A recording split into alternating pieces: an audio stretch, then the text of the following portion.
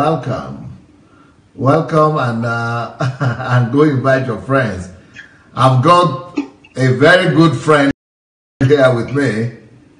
She's my childhood friend. When I was 19, I've known this young lady.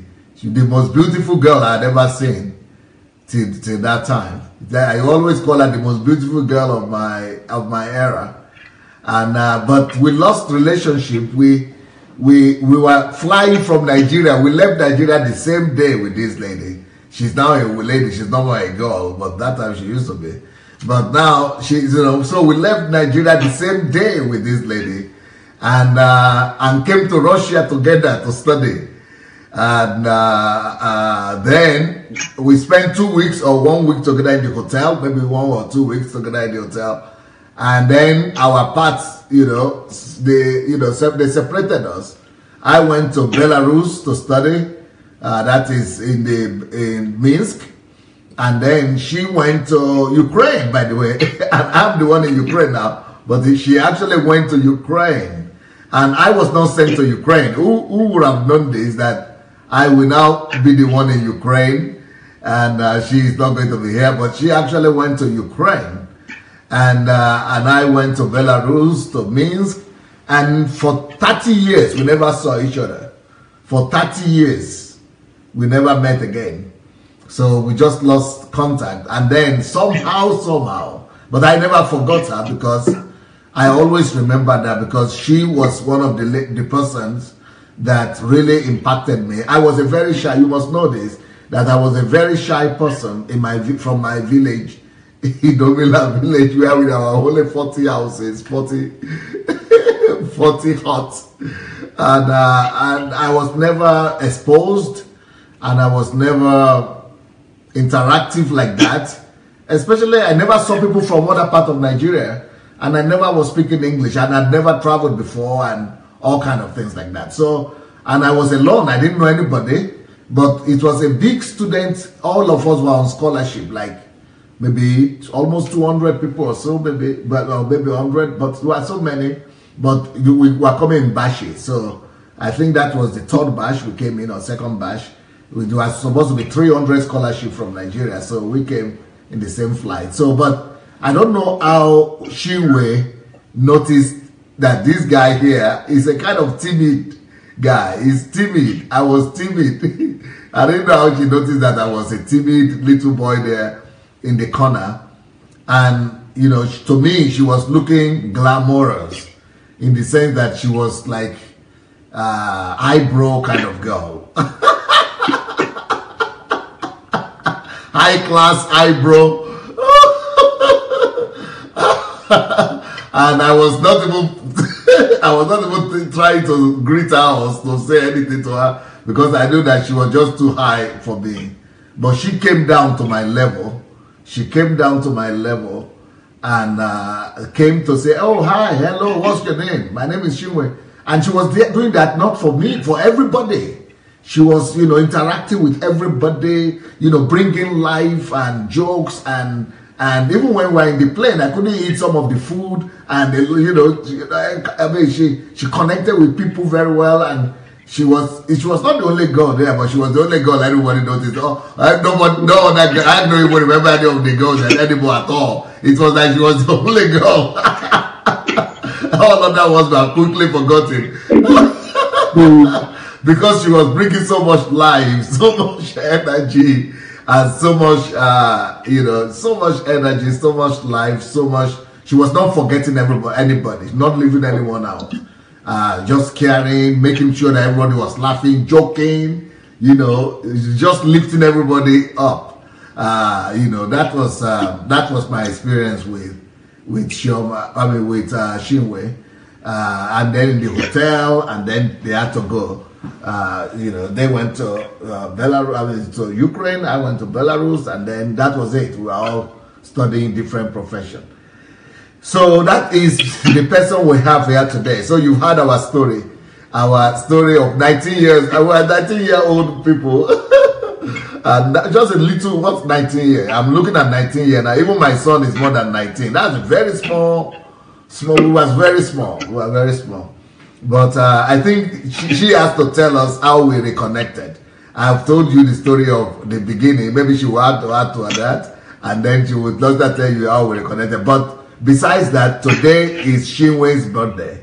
So if you don't mind, you know, I wanted to say Embassy of God, DSA family, if you don't mind, DSA family, please help me congratulate my childhood friend, Chinwe, with a birthday today. So happy birthday to you. It's a pity I couldn't give you a flower. You always have your birthday before HMT, before Ukraine. So there's no way for me to give you any flower or anything like that here. But happy birthday to you. The whole team, everybody is joining, wishing you a happy. Thank you, everyone. Thank you, everyone. Now it's your time. It's your time, Chinwe. So this is the birthday girl's time. Oh, God. Thank you, Pastor Sunday. Thank you so much. What can I say? You just said everything. And I just think this is one of the best presents I could actually have. Because I know last year was my big year, but because of my health, I couldn't celebrate it. And I couldn't come to yours. So I think this opportunity now is the time to really, should I say, give out myself, you know, to people. And you just chose the right time, just the right time to do this. Anyway, hello everyone. Thank you so much for celebrating me. I very much appreciate you guys. And I just want to say thank you to DSA for giving me the opportunity to be here today. In fact, I don't know. I won't say I'm blessed. I'm just overwhelmed by everything. I'm not prepared by this, actually. I'm not prepared for this, but I'm happy to do it. I'm just going to rant, you know, go or do whatever that it takes, you know. Yes, just keep on ranting. Just keep on ranting. Well, this is me. My name is Chinwe, just like DSA has said already. And the story DSA said, I'm not going to go back to it. That's exactly how it was. However, I left. Maybe you want to add something to it, because it's good. It's good to add to it. They would like to hear your own side of it as well. My own version. Okay, maybe I'll go back to it. All right, let me tell you guys what happened. We were going to Soviet Union. So at the airport, of course, there were a lot of us there, and me being who I am, I just was connecting with people. Hello, are you going? Okay, I'm going. So what are you going to study? And all those stuff, you know. Then that was how actually me and DSA became friends.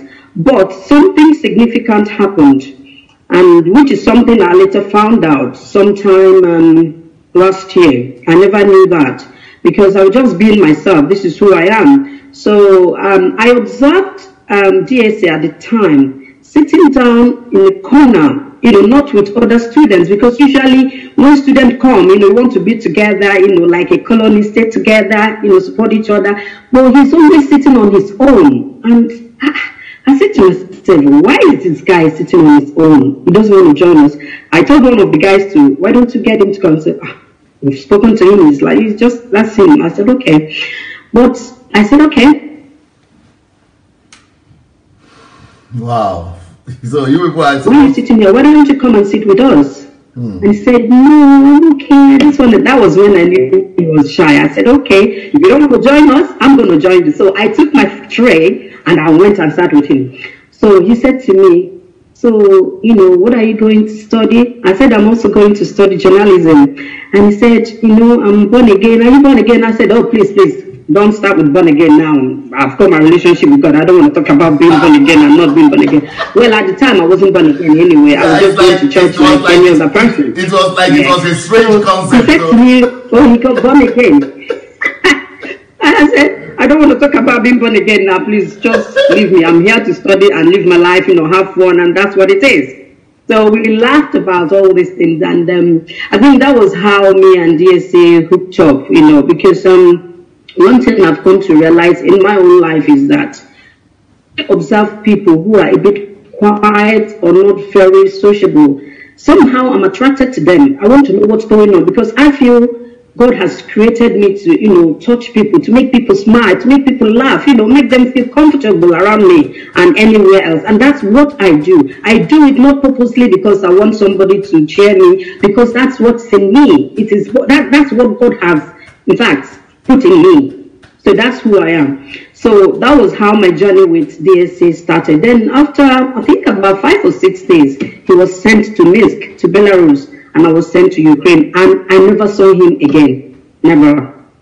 So when I finished my studies, by the way, I didn't do journalism. I had to change because of the language. I said, no, this is too much for me. I mean, I left, and when I came to UK, one day I was just watching the Revelation TV, and I saw Pastor Sunday. I said, I called my kids. I said, come.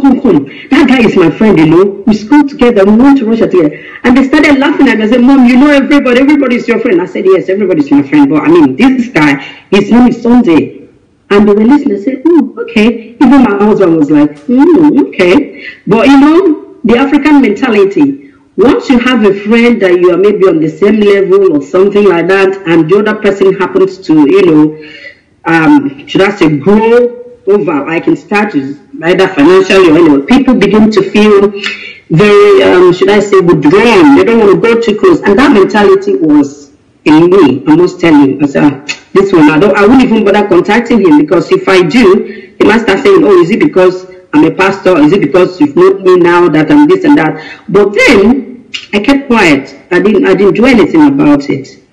So thanks to Mark Zuckerberg, who started the Facebook, and people started linking up. So one day, I got this message from DSA trying to find out who I was so surprised that he remembered the details of everything we discussed, everything that happened with that short space of time. I said, oh my God, this guy remembered me. Okay. So I just responded to him. I said, yeah, I just got it. Yes, Sonny, that's me. It was like, do you remember me? Because the last name was changed. Yes, yes. So I said, yes, of course, I remember you. How can I forget somebody that I spoke with, we chatted, and, we kind of had discussion down. I'm not like that. So he said to me, well, I told you I was born again. Now I'm pastoring a church. He just told me briefly what's going on. I said, okay. It's good to hear from you. I was a bit skeptic, I said, well, I don't know what this guy wants now. Let me just cool down. So after that discussion, he called me again another time, or I called him, we started interacting. That was 2014, but to be honest with you, I didn't bother. I was still, in that mood of, this guy, I don't know him. Should I not? I told my husband, I said, well, if he's your friend and he has contacted, it means that he remembers you and, he really wants to keep in touch. So why don't you, communicate? I said, okay, I'll do that. So I hooked up with Pastor Sunday. Then along the line, certain things were going on in my life. And to be honest with you, I said, because he's a pastor, I'm sure he's going to counsel me. Let me talk to him.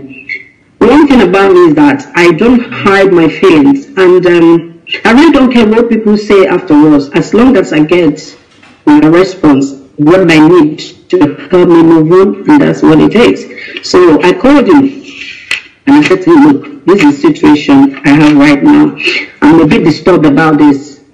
He spoke to me, and he said to me, you go to my blog, go and search for so and so, just give me a few things to go and look at. Then if I have opportunity that he is doing a program, this the morning programs, I think it's 7:30 or so in the morning and the evening, then he started that I should just join him. I said, okay. So during that period, because of the kind of work I do, and when I leave home in the morning, I'll be listening from the car until I get to work. Then during handover, I have to put it off, but I always share it so that I can come back to it. So when I started listening to him, I said to myself, this guy has really gone haywire. He is no longer the Sunday that I know. This one has gone past my level. I know Fito. But the one we were talking, he said to me, why don't you, get some of my books and read?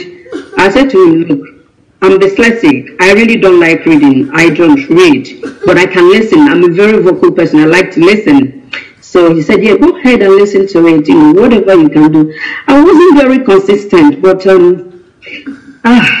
when he started the Crisis series, I was off and more on, and that was the period I realized that, what this guy is saying to me is actually having an impact, because there are certain things that when I see, a situation, I wouldn't know what to do.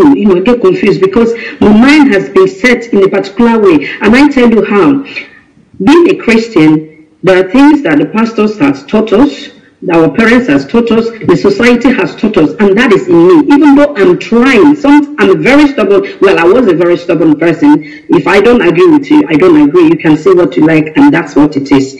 But with time, I get this maturity and, having a husband and children, I have to learn to, calm down, do things with them, listen to them and all those, little bits. So when I started listening to those series, something began to happen in my life, changes the way I think, the way I do things. I start considering things. I really don't read the Bible. Honestly, I'm one of those victims that the pastor will tell you whatever he says. Yes, amen, yes, praise the Lord. That's what it is. I go on with it, and I don't bother to go and check. I don't even understand it. All I know is that all these Bible stories is a story to me. It doesn't mean much than stories. So I just got on with my life that way. Even when I was in Russia, I was just being busy doing whatever I was doing. But, my mother wasn't there, my father wasn't there. I was more or less bringing myself up. There is a stage in your life you really need guidance. And I tell you something, even before I left, I have been in the boarding school, right from primary 3, because my mom was very sick for a very long time. And that issue was actually what brought my family into this Pentecostal, Pentecostal issue, problems. I call it problems because it affected my family. When I mean my family, not just my dad and my mom, but also my uncles, my aunts, my grandmother, everybody was involved. It's like you now begin to feel isolated. And I didn't like what I was seeing. So I just said, well, they're my parents. There's something I can do. I just have to get on with things. But I found out that the family unity was really in a big, I don't know, there's a big dilemma there because I don't know which one to do, what to do, how do I go, how do I deal with these things? But I couldn't do anything. All I did was I wrote a letter to one of my uncles, or my cousins rather, a bigger cousin. I said, look, uncle, then he was an investor. I said, I don't like what's going on in this family, Can we put things together so that everybody come back, and it's very difficult for me to do anything at that time as a child. And being the first daughter of my father was the first son. They had only 2 boys and then ladies. To be honest with you, I was like a princess because it took them time for them to have a child. So when I came, I was like, ooh, everybody's favorite. But when this issue of church and all these prophecies started coming, a lot of things changed. It affected the relationship. So it put so much strain. And I tell you something, I observed that. But the same thing is still going on to many families today. Yes, it is true. And for me, I looked at it, I said, if these older ones cannot put things right, is it me that will put it? That was the only thing I said at that. So I moved on. And the only thing I did was, I started avoiding certain cousins, avoiding if my parents are not in very good relationship with maybe their mom or dad or whatever, I have to avoid going there because they will tell you, these people are their enemies, don't go there, this and that, and all these things, man, it's crazy. But God saved me. And that savior was taking me out of Nigeria at that age. I went to Russia believing that there are certain things they do back home that will stop me from progressing, that will not allow me to get anything, that will not allow me to do this. But you know what? When I went to Russia, for 6 years, I never went to church. I went to a place where there is no God. They didn't believe there is God. Yet, my life was okay. Nobody was chasing me.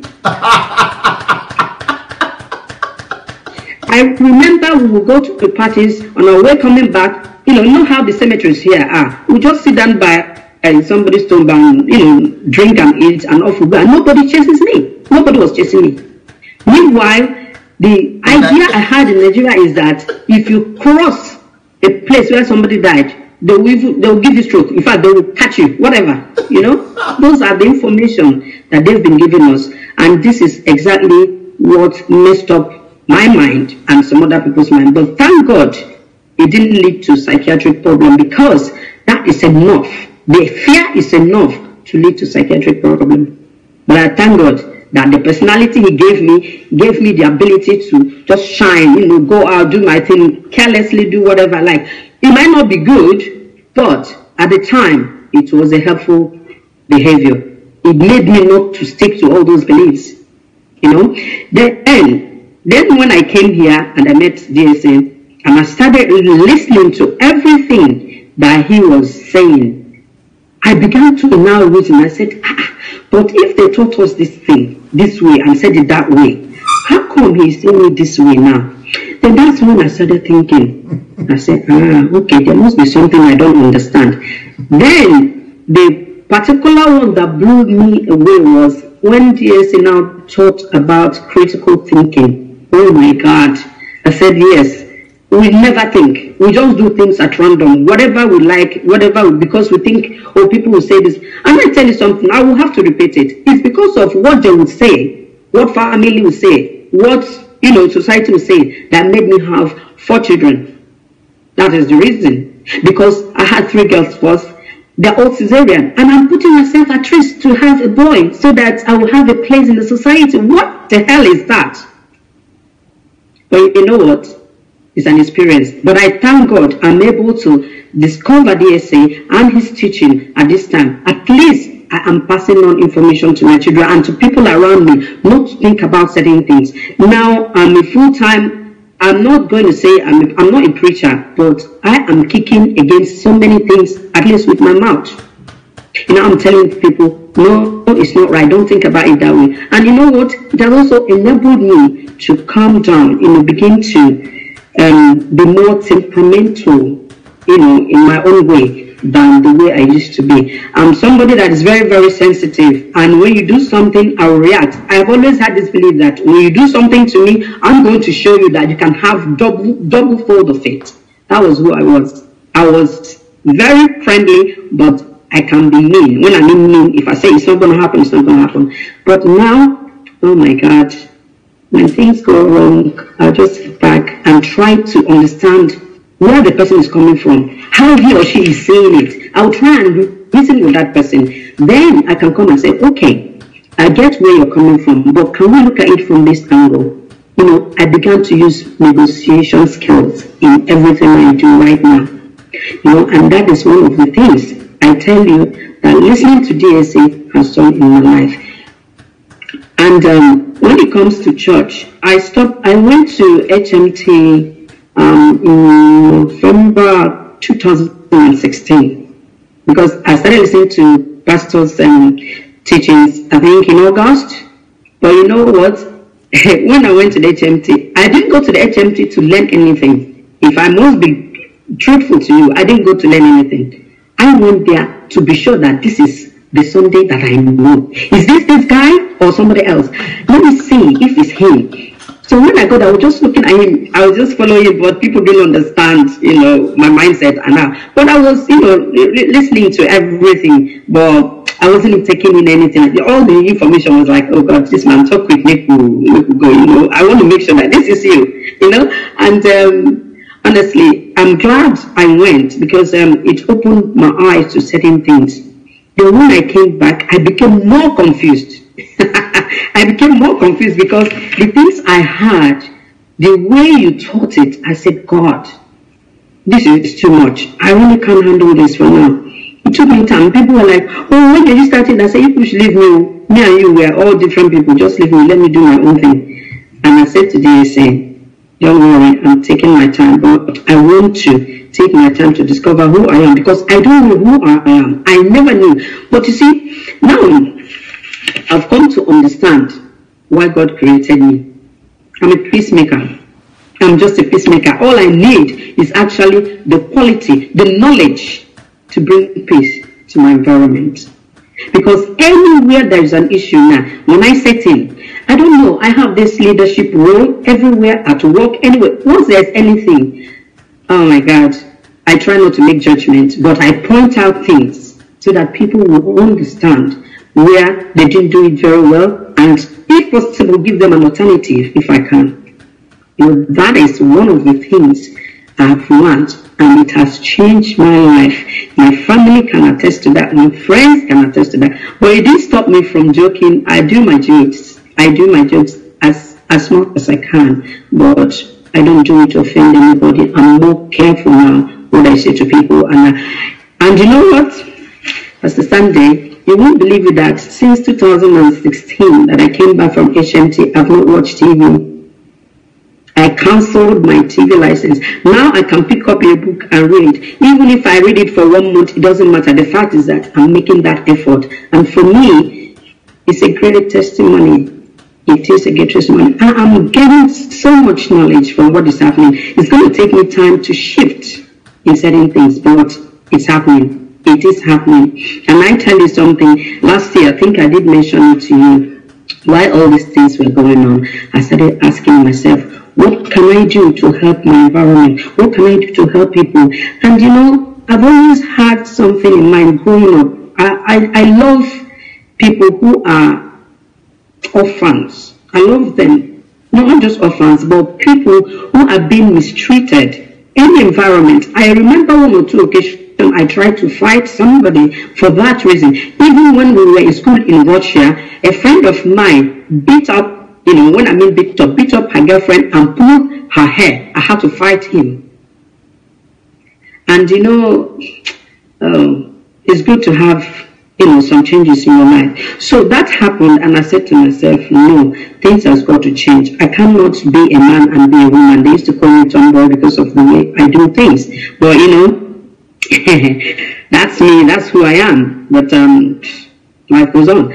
So, you know, I now began to think of what I can do, because what DSA taught me, he taught everybody, but what I took out from what he taught was, don't wait to have so much to impact people. Start with the nearest little thing you can do. And I said, okay, I never thought about that because I wasn't a thinking person. I never thought it. I was waiting for when I would become a billionaire, then I can do this and that. But you know what? Last year I started this thing, and what I did was to touch certain families that I knew were struggling with the little I have. Like I said, I've not been going to church. I've been paying tithe. I've been paying my tithe. Yet things were going wrong in my life. And they keep telling me, you know, your faith, maybe I don't have enough faith. Maybe their own faith will work for me. But anyway, thank God for everything. Now I have my own faith, because my understanding of prayer now is such that I know my Father is with me everywhere I go, and I have to be conscious of whatever I do. Now I'm saying to myself, whatever I do, I ask myself, what will Christ say about this? What will he do if he was to be here? So I'm consciously asking myself the question, is this thing I'm doing, is it right? Is it the right thing to do? If it's not the right thing, then don't do it. And I've always had this slogan growing up, do unto people what you would like them to do unto you. So if I don't want you to do certain things to me, why should I do it to you? Why? So this is who I am, and this is what I have become. DSA, I don't know. I love the truth, and I'm always yearning for the truth, even before now. But you know, when society or environment tells you something different and portrays it as truth, because you don't have that confidence, you know, you accept it and move on. Even though you'll be feeling bitter or, you know, not very happy about it, you just accept it. But now, I am so bold. I am so bold to actually confront anything that I think, from family to friendship, that I think is not right. But you know what? I'm doing it in a very subtle way, in a very respectful manner. Not because I want to show you I know better than you or you're better. No, it's because I want you to understand where I'm standing. And I also want you to understand that where you are or what you are thinking might not actually be right. Can we look at it from a different perspective? And that is the same critical thinking you've taught me. And thankfully, I did nursing. I did mental health nursing. So that knowledge of nursing, not being judgmental, accepting people for who they are, was now reinforced in me. It's there, but it was reinforced. Then you coming now to teach about these things called love. Oh my God. You need to move to the right. Move to your right and let your head go up. Yes, and let your head. Yes. Good. Good. Is it better? Yes, it's better. All right. So, when you talked about the love series, I said, oh my God, there is so much to learn. There is so much. And I tell you, DSA, all of us that is in this platform or anywhere can never have enough. We can never have enough because there's always something new. Sometimes I wonder, how are you going to do a series for 1 month, 2 months? And I'm asking myself, are you not going to be repeating yourself? What is it going to say this time? Well, by the time you listen, you find out there is so much that you haven't even touched. So I just have to scoop what I can, use it, do what I can do. I might not get all the information, but the ones I'm getting, I'm using it. And it's productive. It is productive. So, what can I say? I've managed to make some links. I don't have an NGO. I'm planning to create one, and I'm making contact with people. But in the time being, or in the interim, I am connecting with people who are doing certain things that I know I'm interested in. Okay? And when I went home last month. Even before you went home, you started doing some things. Can you tell us more about that? Even before, because there are some people who are abroad and they are thinking because they are abroad, they cannot do anything. But I like the strategy that God gave you, the way you started to take it. And also, people who think that they are not millionaires and they cannot do something. So, the way God used you, even when I went to pray, and God spoke to me that I should tell everybody to go and use the New Year and the Christmas and do certain things. But you are already doing it because that means God has spoken to you. So, because if you share that experience, many of us can begin to do the same thing. Okay, let me just explain. Last December, like I said, I was going through certain crises health-wise, okay, and it affected my finances as well, coupled with the fact that my husband wasn't around to support me. He was outside the country, so it was quite a challenge for me. So I started praying with all I heard from you, all the teachings. I said, God, how am I going to do this? How am I going to do this thing? Now, when I was praying, the thought, I believe is the Holy Spirit spoke to me and said, look, even when you don't have and you are willing to do, something will happen, and that's miracle. That's what I call miracle. So I tell you something, a lady that I've been speaking to and helping to do certain things, who is in Scotland in the past 5 years, I've not met her up to today. She called me and she said, Chinwe? I said, yes, auntie. She said to me, I've paid some money into your account. I thought she was going to ask me to, send it to her family back home because I help her to do that.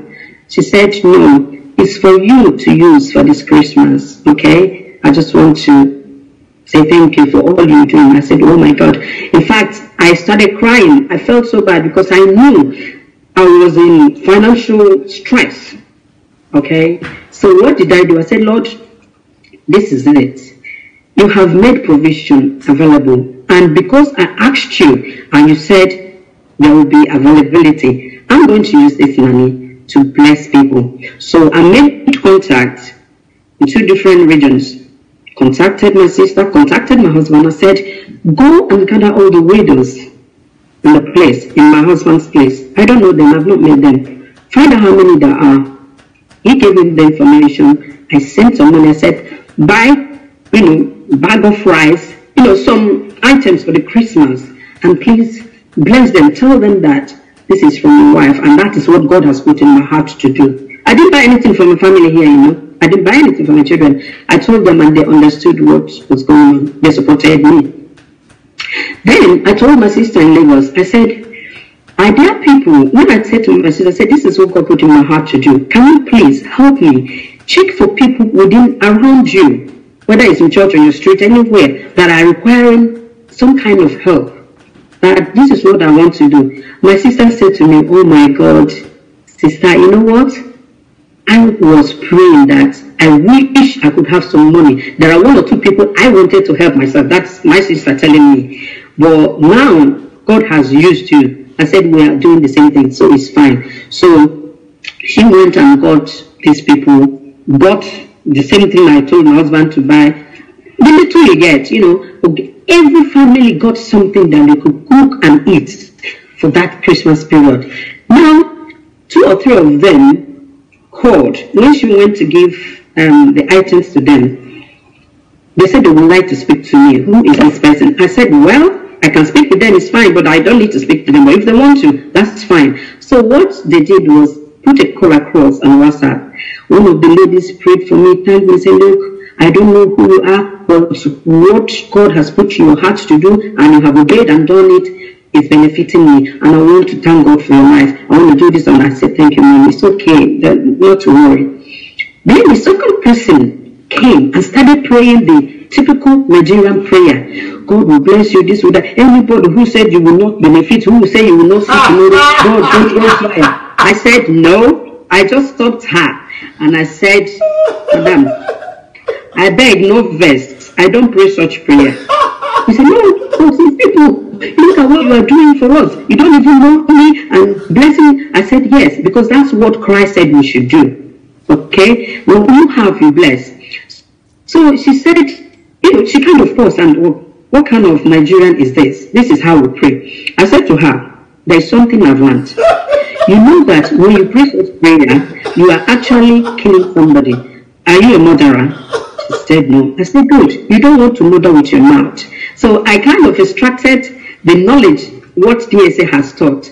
And I said, I used it. I said, the more you pray for people to, change their heart, for God to bless them, maybe there will be changes. So treat them nicely. When they're treating you badly, treat them nicely. Don't pray such prayer, because it's not going to really work. Let me tell you, it's not going to work. So after counseling her, she said to me, Auntie, thank you so much. I've learned something new today. And to me, that's evangelism. I've done it. So I don't need to go to church to do that. So that's it. So that was what happened. So after that, I think in January, my sister spotted another family that the little girl is about 2 or 3. The brothers go to school, but she doesn't go. And she went to drop the brothers and started crying, wanting to stay in the school. And the mother said, well, we can't cope. There are other children. So when she told me, I said, okay, you know what? Get the detail of the school. How much are they paying? I will take care of that. I promise I'm going to be doing that for that particular girl. I just want to take that and bless her. And that was what I did. It's not much, but the little it is, I'm telling you, is doing a lot. It's great. People are happy. And I feel good. I feel happy. Now I know that I'm a Christian. Because before now, I was just a religious Christian, going to church, doing all these things, trying to pray in tongues, even when I don't know how to pray. I force myself to, okay, it's not coming, what can I do? Just, for me, it was just pretense, But now I can pray peacefully. I'll wake up and say, thank you, Lord, for today. I don't know what you planned for me, but let your will be done. Give me the wisdom to deal with whatever comes my way. And that's all I need. Thank you, Lord. And I go. But before now, for me to travel, we'll have to get pastor to pray for me. To make sure it's a safe trip. You understand? Then you go to your cousin's house, they give you food, you'll be saying, I'm not hungry. Maybe you're hungry, but you're just hiding it so that nobody poisons you. That's the mentality. Okay? And again, having said that, I did something else. Maybe I shouldn't be saying this here, but I have to say it. You have to say it. Yes, I have to say it. I schooled in the girls' school, okay? And the school at the moment is very dilapidated, I don't know what they call it. But I had a very senior sister who's in America who started like alumni group, global alumni group. Most of them we don't know. Some of them are even our school, but some of them had left school before we started. So I saw that the communication wasn't flowing very well between the junior ones, us, and the most senior ones. We are maybe about 60, 70. We didn't need them. So I decided to coin out another group from that group to actually be among ourselves, those you schooled with, maybe your school mothers and the ones after you, that you can interact quickly and briefly. We can make the jokes and do the things we used to do in school. So I started that, and I told them that the aim of that, because it's the ideology I got from Pastor Steve, because like I said, I don't have to have an NGO, but I brought them together. We had the WhatsApp group. We discussed what we need to do for our school to help with education and everything. So we decided to help build the school back, doing certain things. So we did certain things, bought them some chairs and things like that. And we are planning a reunion, which actually, by God's grace, in October, if God permits, I will be there, so that we can help the school. It's a community school. They said it's a church school. The Methodists, they're not doing anything about it. The students don't have any place to sit. I mean, I won't say Nigeria, but the school was just in a state of sorry.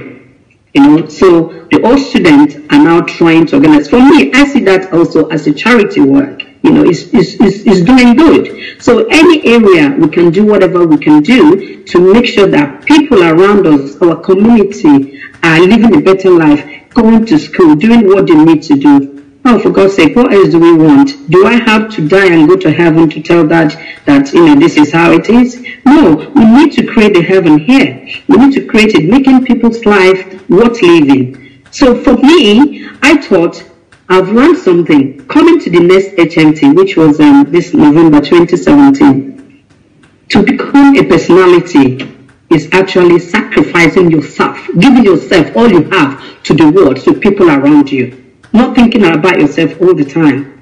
Because we think about ourselves, my family, my children, all this things. And I told my children, I said to them, listen guys, I love you guys.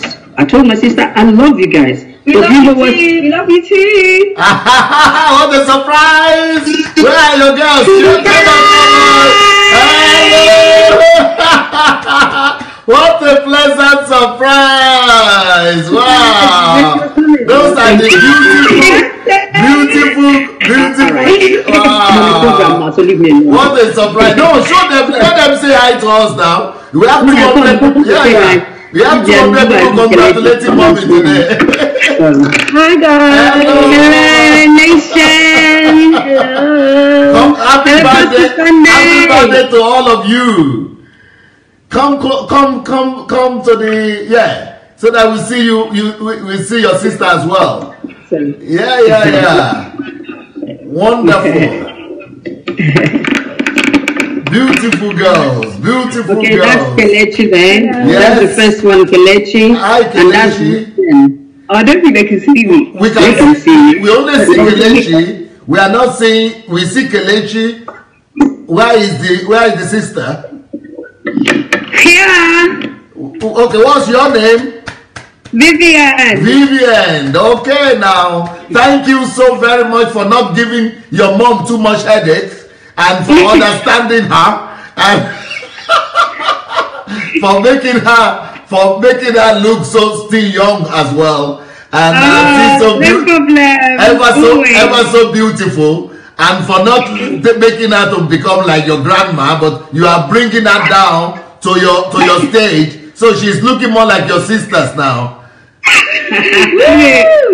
Thank you, Pastor Sunday. Yeah, so happy birthday to all of you, to your whole family. And thank you. We have people from like maybe 100 countries right now online. It's greeting and saying, happy birthday to your mom. So your mom is a hero. She's a popular lady right here. Yes, she's an empress. She's a queen. And we thank God for her life. We thank God for you too, Pastor. Honestly, thank you for the words of wisdom. For changing her. for impacting her life, who has impacted us. No, now I would like you to speak one by one. I would like you to speak one by one. Let's start with Kelechi so that we'll see your face. Kelechi, you first. Yes. What will you say? What will you say about what will you say about the transformation that you have seen in your mom? What will you say about mom? Move to the right a little bit. Yeah. To the right. Yeah, that's right. Okay. That's right. Okay, so for my mom, one thing I would say, and I've said it before on Mother's Day, I see Christ in my mom on a daily basis, and I've seen the transformation in terms of how she eludes peace, how she eludes joy, and I know that she's someone that is very influential. My mom is someone that has seen things about my future even before I have. She's believed in me when I didn't believe in myself. So she reminds me a lot about Christ. There's a lot of qualities about her that I think of Christ when I think of her. So I'm really grateful for her, and also as well just the amount of love she shows. I know that I was troubled before. I know I can be a handful sometimes, but the way my mom shows me love, it just makes me want to make her even proud, and I can't wait to do that, and I hope that I have been doing that slowly, small. But yeah, I even came down from uni today to surprise her. We got her a cake, and we're just roses. Yeah, and we're just gonna spend some time with her. But yeah, we're really grateful for her. Like, I don't know where I'd be without my mom, but I thank God. And thank you, Pastor Sunday, as well, because yeah, she does not stop talking about you at all. DSA, come to Ukraine. I will come, sir. Don't worry, I will come. But I'm really grateful. Thank you so much. What will you say, Kelechi? What will you say to all the friends of your mom all over the world? You don't know all of them yet, but what will you say to them? They are all rejoicing and congratulating her right now.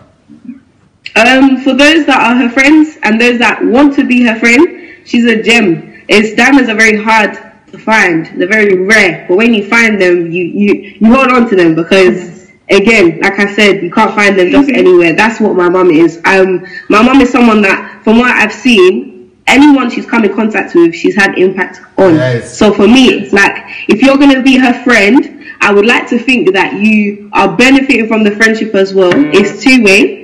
But I'd like to also think that even if it was one way, she's still blessing you. She deposits something wherever she goes. So if you want to be blessed, and if you want to see the glory of God even more, become her friend. If you're not already. That is how we hooked up, because I was a very timid young man, very shy, just sitting in the corner until this bright, brilliant, beautiful, fiery lady came and got me. So mommy, actually you were harassing people. She got me out of depression. She got me out of lack of interest. I mean, just being lost. And she brought me to the team, and that's just who she is. Well done, mommy. We're proud of you. Proud of you. Keep conquering the souls. More souls for the kingdom. Where is Vivian? Yeah. Thank you. Thank you, Kelechi. Thank you, Pastor Sunday. Yeah.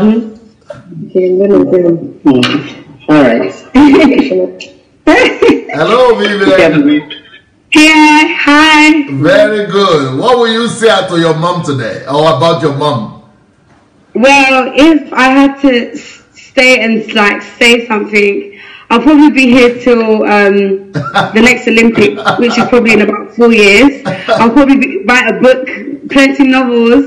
But one thing I will say is, like, my mom has been my best friend, has been my mother, has been my guardian, has been like protector, has been everything. Like my older sister said, she's been like literally, I can see Christ in her. Like every day from young, she's always motivated me, whatever you want to do. Sometimes I find it hard to juggle uni and work, and she's like, keep going, you can do this.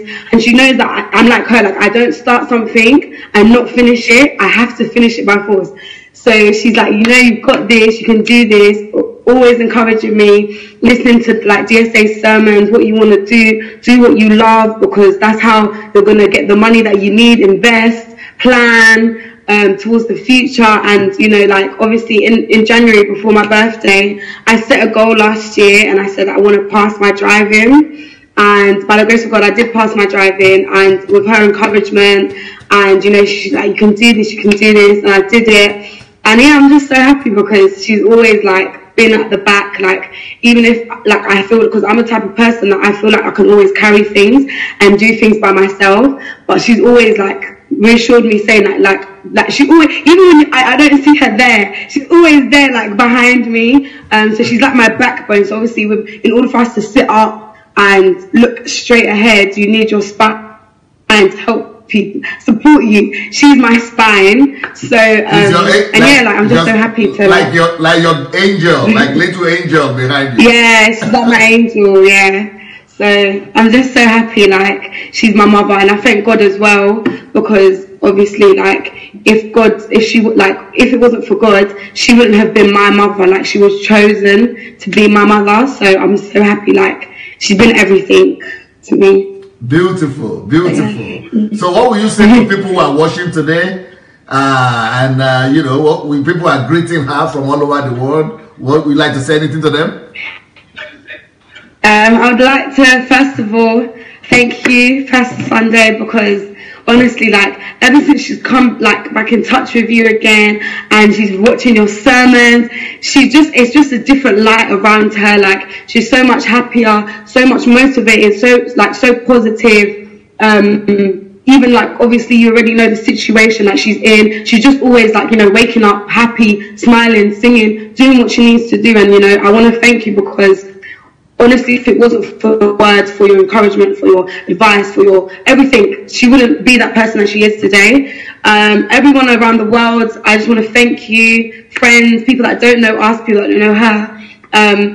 Definitely get in touch with her. Drop a message, reach out. Because honestly, like my older sister said, anyone that she's come across that has honestly been blessed, like, in some type of way, like, they've never left her presence, never spoken on the phone, and left that phone call without something. So like, honestly, like, reach out to her. She's humble, she's, like, got the advice, she's, you know, she seeks God, and God obviously helps her. Like, she'll just honestly pass on the knowledge, like, so and she's very warm as well. So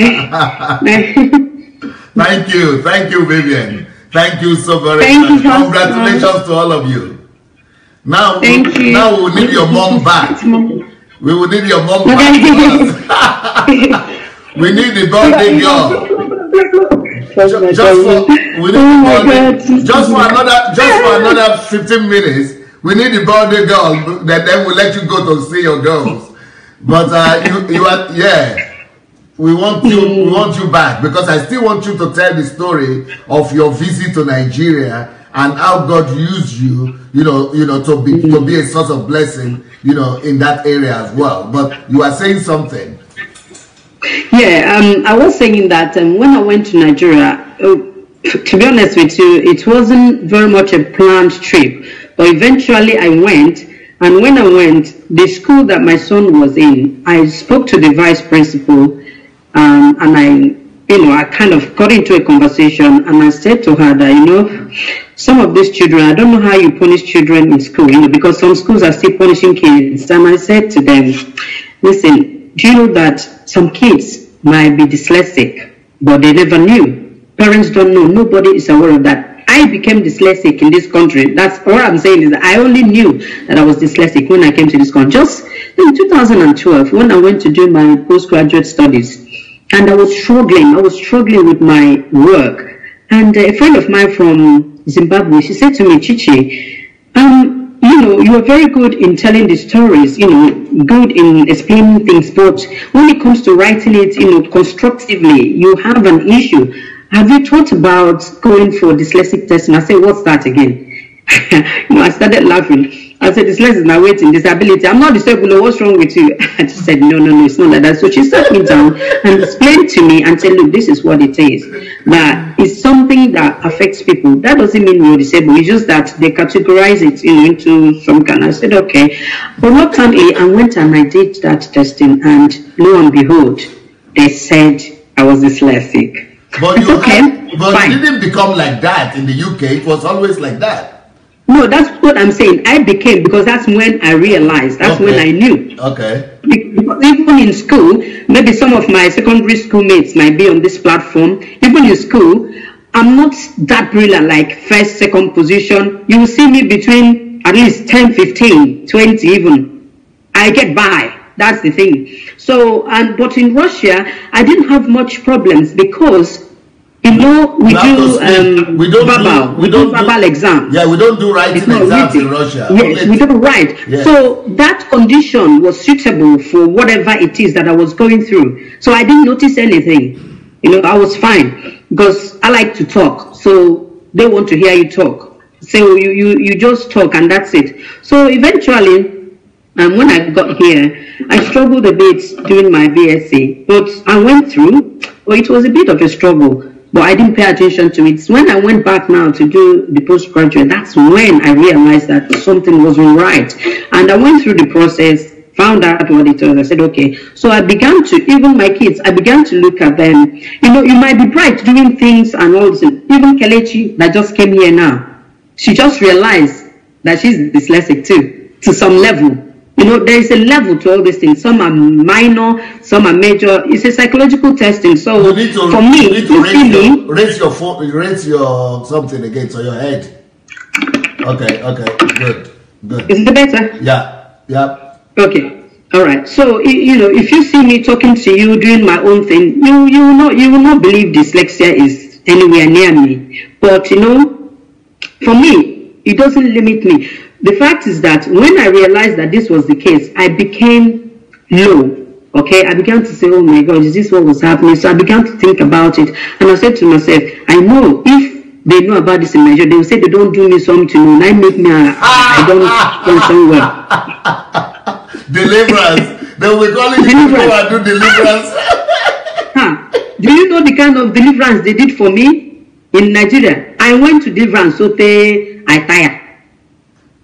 When I get sick, deliverance, I'll be running in school sports because I used to dance, I used to be in the debating society, I used to be in everything, activity. Once my leg gets sprained, they don't come. All those kind of things. So that was the life I lived, and we believe that that's how it is. But fortunately and thankfully to God, He took me out of that country before they finished me. So when I went back now, I spoke to the lady. Let me go back to my story of going to Nigeria. I spoke to the lady, we had a conversation, and I told her some of the symptoms of dyslexia. And I said to her, do you know that some of your students might be going through this? They don't understand, their parents don't know. Every time they'll be knocking you on the head, you don't hear, you do this, all those things. And these things are impacting on these children's psychological health, They will begin to hate school. They wouldn't want to even go to school. Dyslexia is one of the reasons people leave school, because when they don't have support, they are very intelligent and creative. But the thing is that the way their brain works is different from the way, the so-called normal brain works. So they don't know about this. When I spoke to her, she said to me, you know what? I might be dyslexic myself because I struggled so much in school. I said, well, wow. I don't know. That is the end. She said to me, would you like to... Wow, the principal said that, eh? The vice principal, yeah. Wow. She said, why don't you come? She invited me, why don't you come and, give a little talk, about this, at least to the teachers and parents, So I said, okay, I will try. But certain things happened. I couldn't go to that particular school. But now in Lagos, I was able to go to another school. It's a private school, primary and secondary school. They were having their parents-teachers meeting. So I took advantage of that.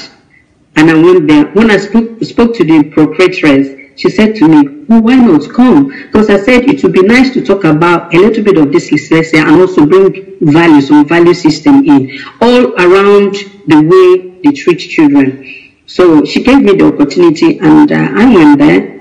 I had a little talk. They did their meeting, and I told them about dyslexia. I told them about myself, because one thing I've come to realize now, before now, I will not admit, based on the church and the Pentecostal system of, should I say, Christianity, I will not accept anything. I will say it's not my portion. No, this will not happen to me. But now I've come to realize that when you accept certain things that is happening, it's evident, it's there. What do you need to do? You now look for ways of dealing with it. There is a solution. So begin to look for solution. And once you get it sorted, that is gone. It's finished.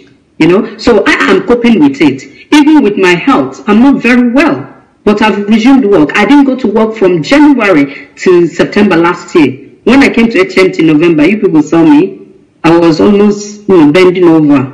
But you know what? I said, Lord, even in this situation, you can still use me. And I tell you, I decided to forget what was going on with me and face other things. So the pain come and go. I can't be bothered with it. I just carry on. Any day it gets too much, I take time off and relax.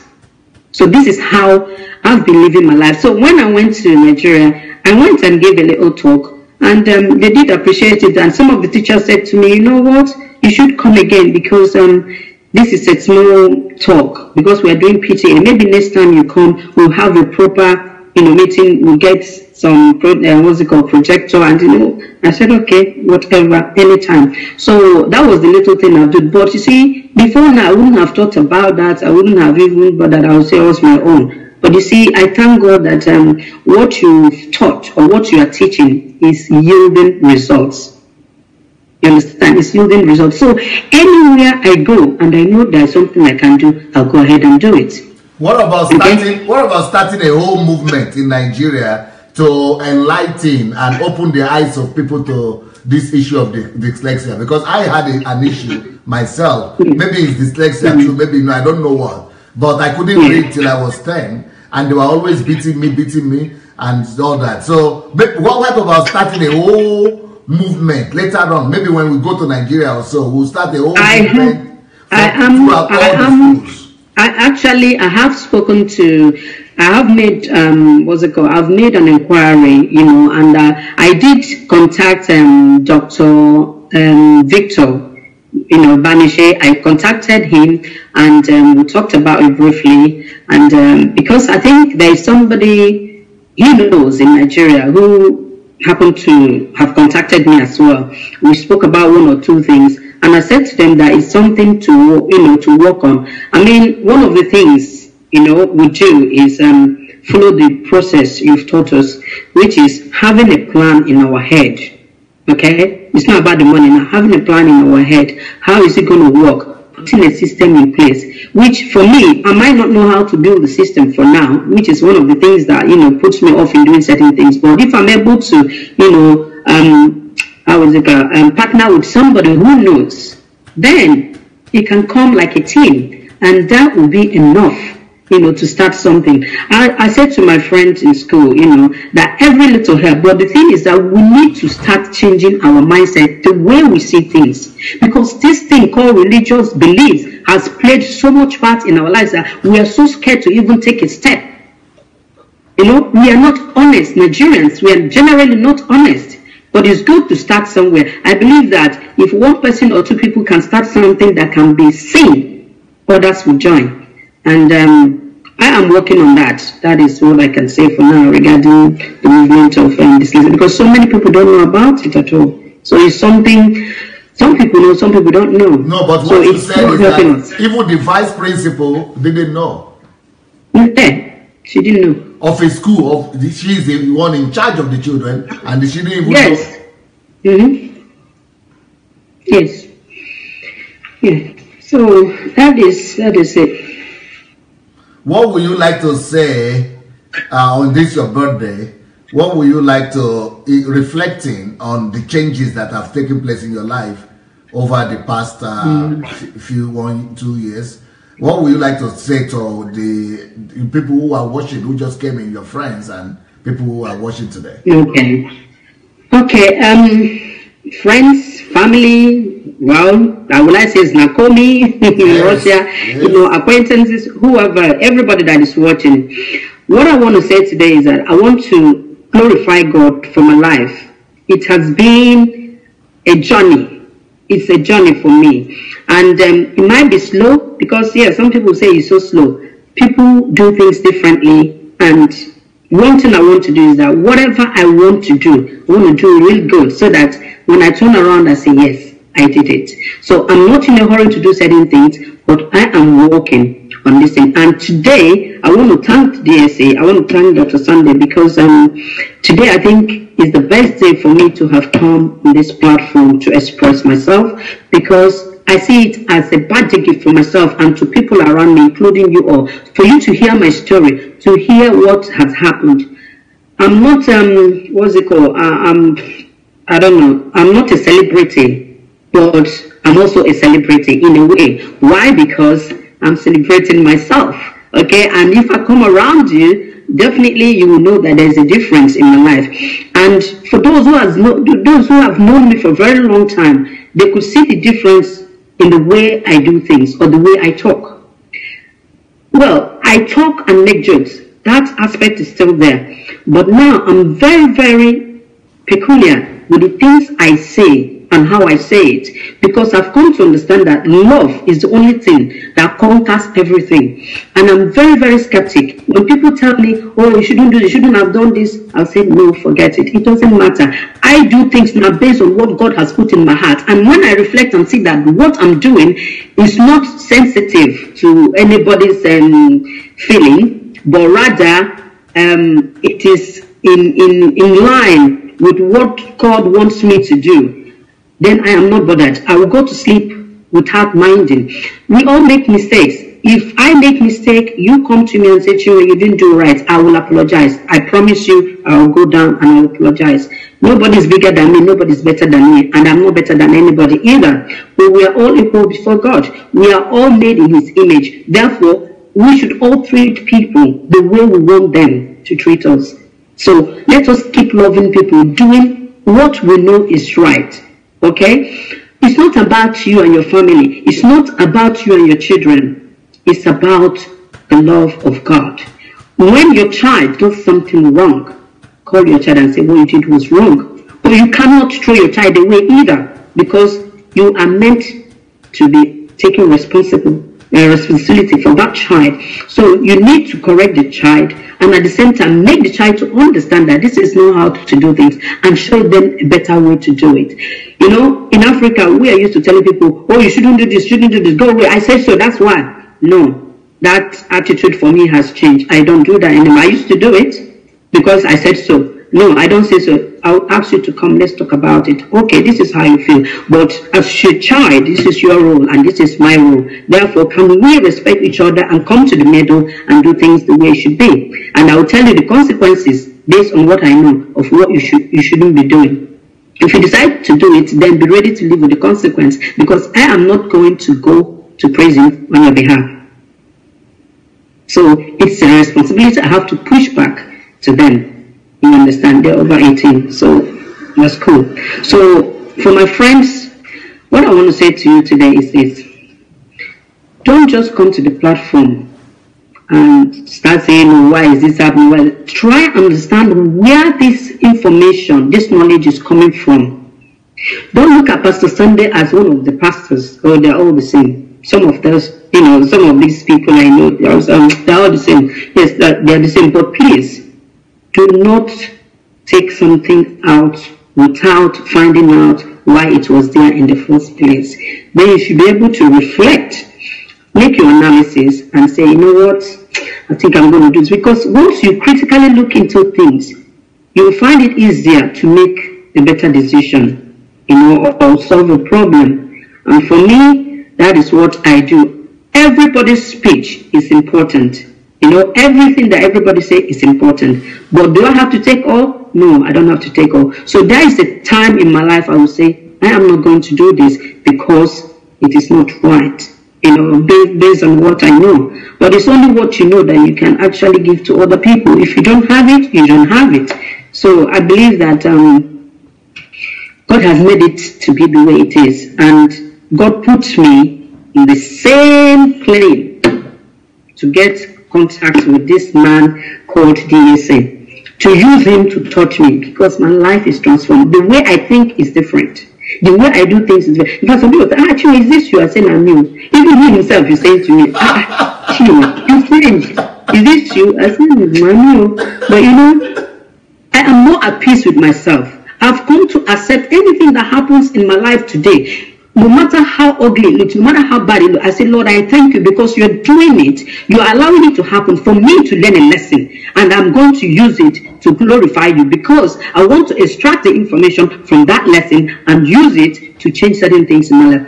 I can't believe it, but I have changed. It's me. This is me. How can people begin to do things even though they are here and change the lives of people in Nigeria, even though you are here?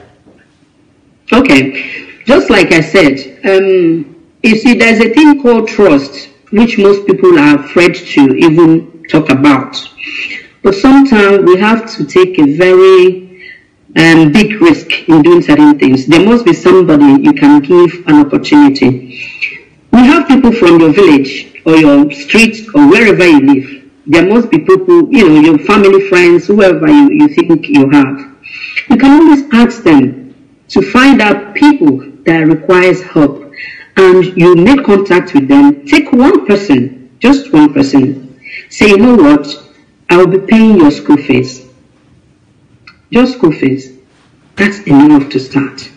If you can do that, just do it. Because that one life that you are touching can become anything and anybody tomorrow. They might not remember you. Yes, they might not remember you. But I tell you something. He who has given you the ability, the knowledge, and the strength to do those things will remember you.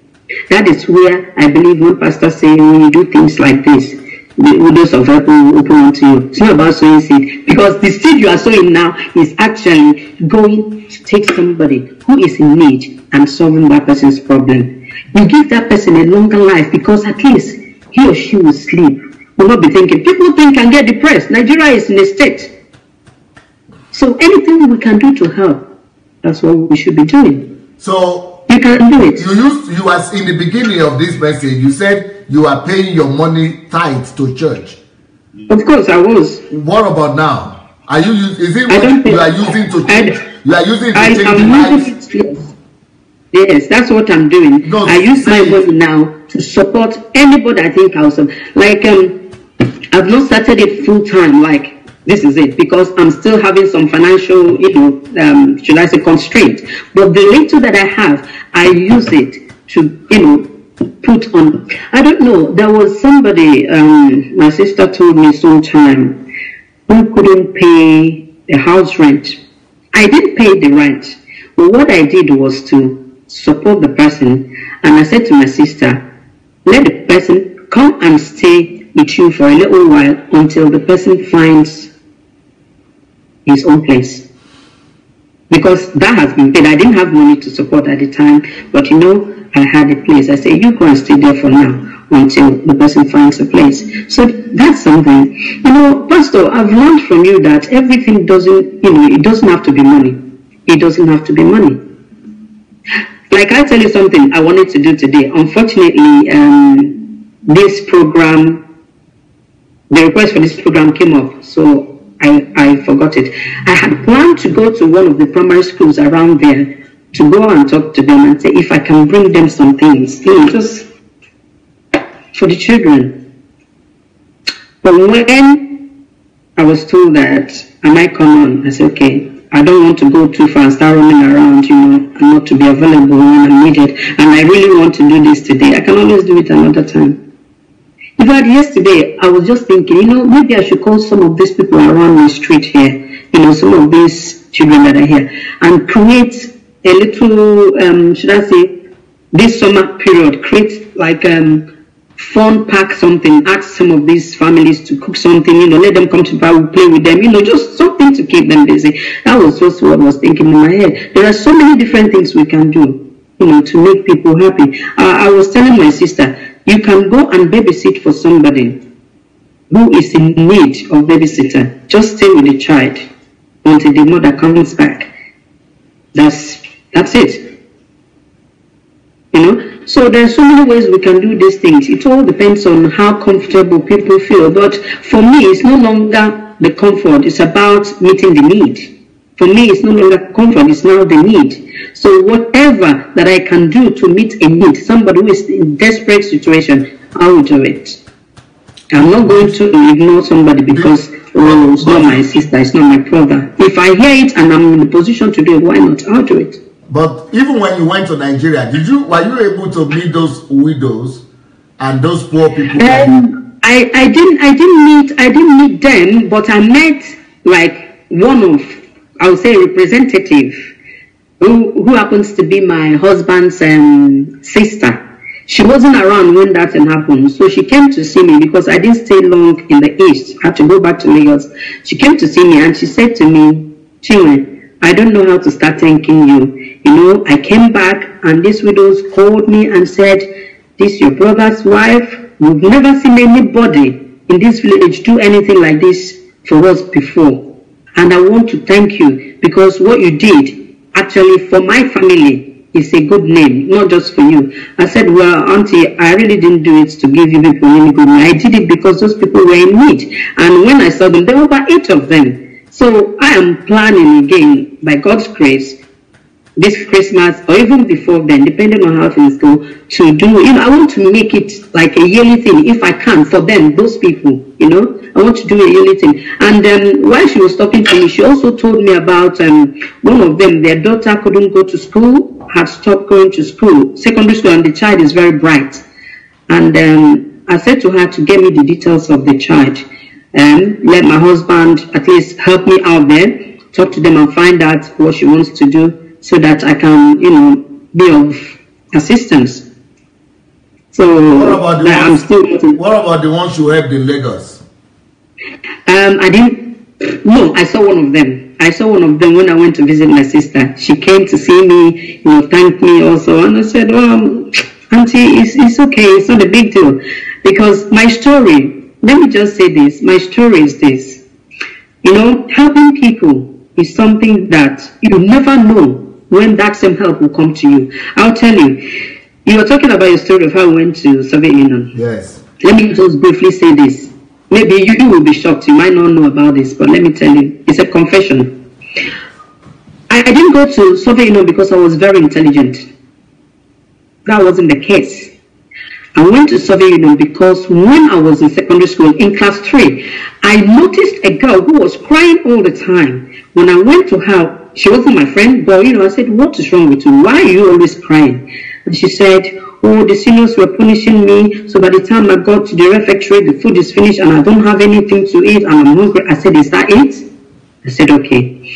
At the time, God has a way of putting people in certain places for certain reasons. At the time, being the only child or the only, my dad was working with Shell at the time, I think moved to Bristol. He was, you know, financially comfortable. And my shopping used to come from Leventis or UTC in Lagos. So I have a cupboard full of food. And I said, me, I like biscuits, cake, all this savory. That's why I'm big, okay? So I called her and I said to her, come. I took my provision, divided it into 2, gave her. I said, keep it in your cupboard. Anytime you miss school food and you don't have anything, eat. This is my spare key. If you need more, go and help yourself. Just that, she became my friend. That's just it. She became my friend. Now, this lady, I didn't know at that time that this was happening. She was an orphan. And the brother was busy trying to train her and the other 2 or 3 brothers, all on his own. So, it was later, she said to me one day, my brother wants to meet you. I said, what for? She said to me, because I told my brother what you've been doing for me. And he was like, who is this doing all this? Are you sure it's not a man doing this thing for you? She said, no, please, I should come so that the brother doesn't think there is something else. I said, okay. I went. I traveled from Okigwe, where my school was, and I went to Warri. And went there the weekend, saw the man. He blessed me. He asked me, who is your dad? I said, my dad is nobody, just the same. They call him Sammy Sparkle. You know, we started laughing. I said, that's him, nothing else. I said, okay. And my sister has told me what you've been doing and all this, blah, blah, blah. I said, yes. Is there any reason why you're doing it? I said, sir, I don't have to have a reason. I just saw somebody who was in need. And I helped out because I had more than enough, and that's it. He said, okay. And he said to me, you're going to go places. I said, well, thank you. I just took that as, you know, a compliment. And that was how I left school. Now, when I left school, things had turned around for my dad. He didn't have money to study. His plan was for me to go to America to study. Things have changed. There was no money anymore. Even to pay house rent was an issue. To be honest with you, Dr. Sunday, the money that I used to pay for my ticket coming to Russia was borrowed. 800 naira. It was borrowed from 2 different people. That was how bad it was. So what did I do? I said to myself, okay, since this is the situation, I am going to see the end of it. You know what she did? She left. She had a scholarship and left. She did medicine in Soviet Union. The year she left, I lost contact. I didn't have any contact anymore. She now sent somebody to go and check if I'm still living where we were living. Then I started looking for, schools to go to Yaba College. I had admission Yaba College of Technology then. But you know what? It didn't happen. Then the brother sent the secretary with a letter to come and give to me. I wasn't at home. My father got the letter. When I came, my father was like, who is this man asking you to come to their office? I said, I wouldn't know unless I read and find out. And my mom said, why don't you open it and see who it is before you start? You know how parents, So what did I do? I asked my dad to read it out. He opened it and said, oh, it's Mr. Halliday. They've not met, but my dad knows the family because of what has happened between me and the sister. Everybody in my home knows about this lady. So at the end of the day, that was what happened. She begged the brother to please assist me. It happens that his brother at the time was the person in charge of students abroad. Scholarship. And he was sending Nigerian students abroad. Yes, he was in charge, Mr. Holiday. So he said to me, I should bring my results and everything. And I brought it. He sent it off to the Russian embassy and whatever. He said to me, at this time, go and check. If your name comes out, it means I've accepted you. And that was how I went to Russia. So you see, at the end of the day, it is not my hard work. It is not my father's. And I'm surprised the pastors and the prophecies did not see that one coming. That was how I traveled abroad. Prophecy don't see anything good now. It has to be something horrible to give you fear. Yes. So that was what happened, and that is my story. It was your kindness. Yes, it is kindness. It is kindness. It will always pay.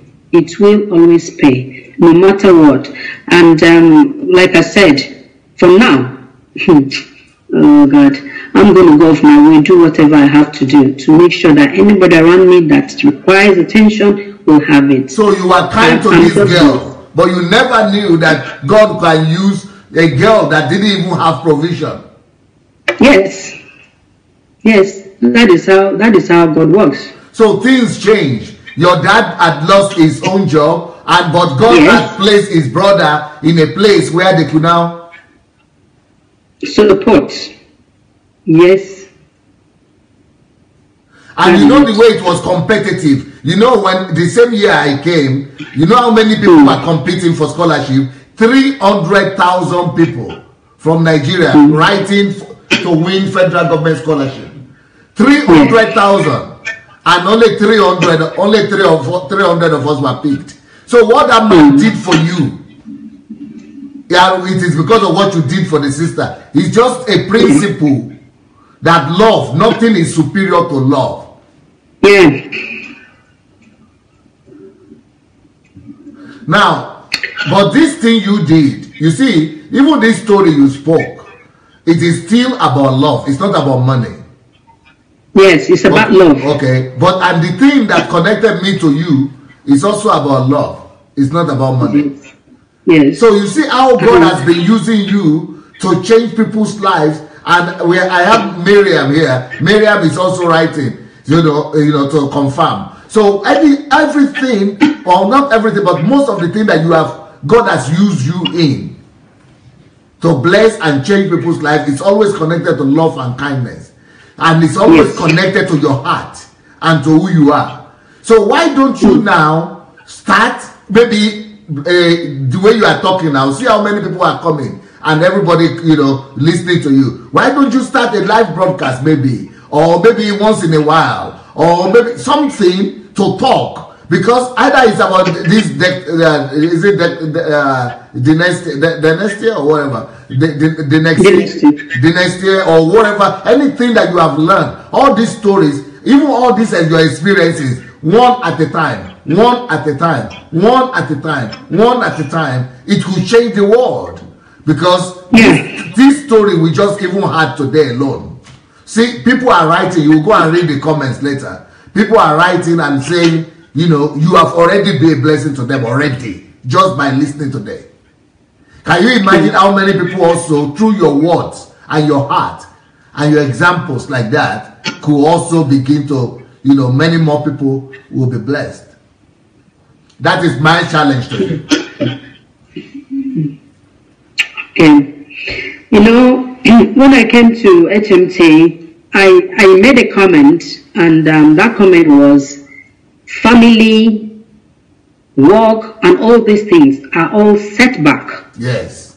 They're all setback to so many things. Like Uncle Sam. And I tell you something, yes, I tell you something, at some point, because of my health situation, I started thinking, how is it going to be? Is it the end of it? Is that what it is? I can't function well. I can't do this. You know, it kind of tried to overwhelm me. And I retracted from who I was or who I am. But the more I listen to you, I realize that, you know what? Even in this condition, you can still do things. For me, I think there are certain things that when they come my way, I see it as overwhelming. It's too much, and I can't work with that. So what I do is take a step back, take my time, and say, okay, you know what? Let me take this chunk. It's just like the what's it called? There was something you taught about how to eat the elephant, something like that. Yes, cutting it in chunks. So I said, okay, let me start what I can handle that will not stress me. Because to be honest, if you want to do something, I am not going to do it because I want to impress people. No, I want to do it because this is what God has put in my heart to do. And if I'm going to do it, I'll do it at a time that I can manage myself. That's right. I have to look at myself, what I can do. I'm not in competition with anybody, and I've never been, and I will not be. This is who I am. So what you see is actually what you're going to get. So I know I did try to start something, but there are other things around me that felt, you know what, it's not going to give me a chance. But I'm trying to work out a system, what I can do comfortably and still be achieving what I want to achieve. I think the goal is the most important thing. Now, it's not even how I did it. Because, Pastor Sunday, you might have your expectation of what you expect me to do. I might not work that way. Because I'm not comfortable. You know, you have developed certain things in your own way. You have confidence in doing certain things. There are certain things I'm not confident in doing. I'm not saying I'm not a confident person, but I don't feel, I'm not, you know, skilled enough to do this. You understand? But then, that was why every time I talk in HMT, I say some people need somebody to hold their hands and say, yes, we can do it. They perform better that way. Some people, they don't need anybody to hold their hand. They're off they go. This is who they are. It all comes down to the same confidence. Either the knowledge of what you have in your head, or your exposure to things, your experience, or maybe your personality. So all these things have a lot to do with what some of us do. So what some of us do, especially me. So I can talk for myself. You saw my two kids. I'm sure if we compare both of them, they're two different people. But you have done a good job. You have done a good job with your children. That's another thing I wanted to tell you. They are very, very, you could see that they are well taught. They have the right principles. Even though they have spoken just for a few minutes, but you could tell that they have the right foundation. You've done a very, very good job. Before we go, what would you like to recommend to people, maybe out of the series or out of the books, to maybe what series to listen to, or what book to read, or maybe to go to HMT? What would you like to recommend to people for them to grow? Well, for me, it depends also on individuals and what their learning style and what they are happy or comfortable, you know, doing. Because, like I said, when I sit down and I'm listening to you, I do better than actually reading a book. Okay. That's me. But then, if somebody can read the book, there are those who can read. They can go for the book, they can read. Those who want to listen can go on the blog and listen. For me, I do better listening. Okay. That's me. And like I said, there was a time somebody asked me what series. I was going to the series, looking at everything. I wanted to hear everything, but it doesn't work that way because you end up missing certain things. Not until you now advise to say, no, take one series at a time, follow it, follow it step by step. Then you will understand and, put the puzzle together and make sense of it. But if you go today, it's about money. Let me go to what's it called? Financial series. And you won't follow it. Maybe you hear one thing there, you won't understand the principle, how it got to that point. You went to the next one, you'll be all over the place. Very chaotic. And you can listen for 10 years, you won't get anything out of it because it's been done systematically. And when you follow it systematically, you are likely to understand more. And you see, some people also, like when they are reading or listening, they are writing, they are making notes. My daughter does that, but I can't be making notes. I will miss out on things. I need to pay attention. I need to listen carefully before I can make up. I can go back second time after reading it the first time or listening the first time. The second time, I can now start making notes. Then I've planned in my head what I want to achieve, what I want. There are things I had. I want to go back to it and understand how it works. So, like I said, for some people, you can please go to the blog, pick up whatever it is. And I also believe that people listen to what at the time of reading or listening is the problem. If you have a crisis, you want to go to crisis. If you're having problem trying to bring up your children, go to the children, to the series regarding children. And you think you're having problem with your marriage and everything, whatever, it depends on what you have need for at the time. You can finish with one and then proceed to the next one. For me, that is how I do it. Those who read books, for me, what I've done now, because to be honest, having books at home is good, but I might end up not reading it at all because if I hold on to the book, I'll sleep and the book will just fall off. So what I do is, download it in my Kindle. Like when I went to the airport last week Saturday. To be honest with you, that was where I started. I can't remember which one I started, and I think that was this lady's book, Albertina. Yes. I started that book. I only have 1 or 2 pages left because I had my phone with me. Everybody there, I don't know them and I don't care to know. I just concentrated on what I'm doing. So that is a condition for me to read. So for me, having it in my Kindle or my phone, whatever, is best for me. For people who like book, let them go for the book. But also, I like to listen when the program is going on. If I have opportunity, I want to listen because that is when I will get it. That is when I will get it. Because if there is anything I think I want to ask question, I can ask immediately and get some answers as well. So that's how it works for me.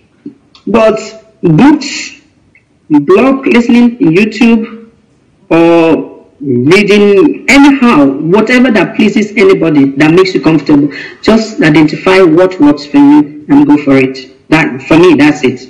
You know what you have done today? It's like you have laid a very big table before the whole world. And it's funny that it's not a physical table, but you have fed the world today. Happy birthday. Thank you. Thank you very much, sir. Thank you for having me. And thank you, everyone. I mean, I'm sure some of us will hook up much later because there are so many stories to be told. But for now, I'll leave it at that. Thank you, sir. I think you had about 5,000 people watching you today. So congratulations. Wow. And that's the Empress is on. The Empress is on. Oh my God. Thank you, everyone. Thank you, everyone. Your daughters are waiting for you. Go and celebrate. And in the next 40 minutes, we will come back to have a live broadcast again about the Prosperity Gospel. Have a wonderful evening, my dear. Thank you very much. Love you too. Thank you. Thank you.